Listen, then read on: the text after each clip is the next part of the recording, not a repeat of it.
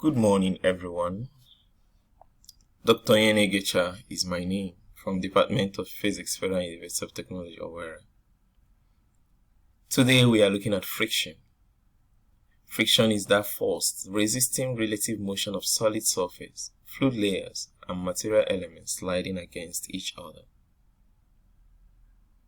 There are various types of friction: the dry friction, the fluid friction, lubricated friction, skin friction, internal friction.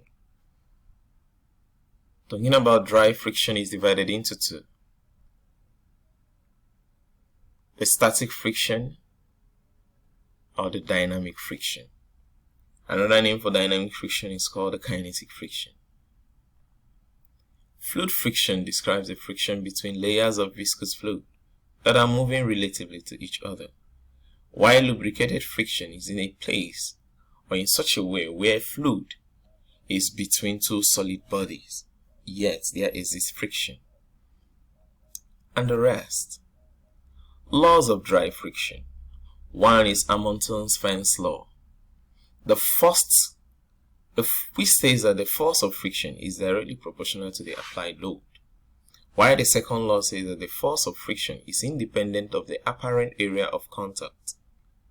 Coulomb's law of friction states that the kinetic friction is independent of the sliding velocity. Subsequently, we'll be applying these three laws. Static friction, which is one of the dry friction, is friction between two or more solid objects that are not moving relative to each other.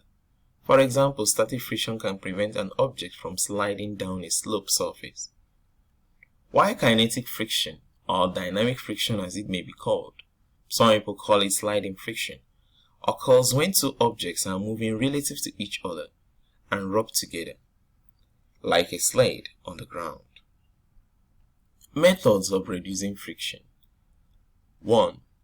We may use devices such as wheels, balls, bearings, roller bearings, and the rest of them. We can use lubricants such as oil, water, grease, and more. Applications of friction. Friction can be used in automobile brakes. It can be used in rail adhesion to avoid the train falling off the rail. It can also be used in road slippersness, and several household usages which friction adds us to. Measurement of friction. Friction can be measured by a tribometer. It's an instrument that measures friction on a surface. Also, the roughness of a surface can also be measured by a profilograph. These are two major ways of measuring friction. Thank you so much for listening.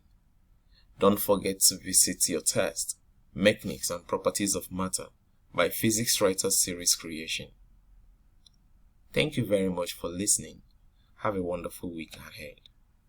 Thank you.